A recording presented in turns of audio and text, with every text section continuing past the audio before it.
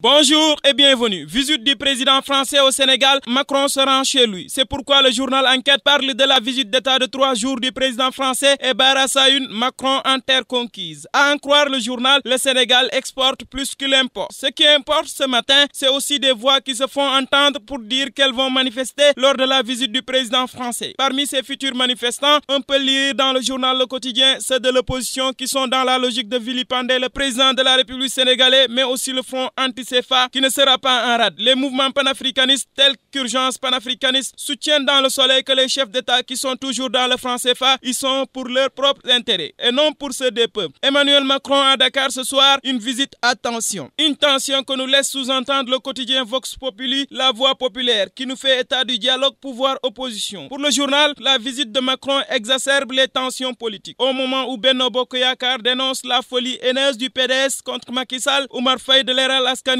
nous dit dans le quotidien que Macron vient pour vampiriser davantage notre économie. Les tensions pressenties dans le cadre de la visite du président français à Dakar, oui, c'est parce que d'autres ne comprennent toujours pas pourquoi depuis 1960, date d'indépendance, on est toujours dans la dépendance. La preuve de cette dépendance est évidente dans le quotidien L'Évidence qui nous dit comment la néocolonisation économique a été facilitée. Auchan, Total, Sénac, Pétrole ont le même décor qu'à Paris. De Paris à Dakar, la sortie du chef de l'État sur la neutralité du ministre de l'Intérieur a fait réagir l'opposition qui, dans le journal Sud Quotidien, recadre Macky au moment où la majorité applaudit. À ces applaudissements, Macky pense bien faire, mais le leader du BCG pense autrement et soutient dans le quotidien Source A qu'il ne reconnaît plus la personne de Macky vu les difficiles époques qu'ils ont eu à traverser. Et Jean-Paul Diaz de poursuivre dans le journal que militaire ou pas militaire, à la tête du ministère de l'Intérieur, ce n'est pas le problème. Tout ce qu'il veut, c'est une personne sérieuse, respectant les lois de la République et indépendante. L'indépendante dans ses propos, c'est la lionne du Fouta,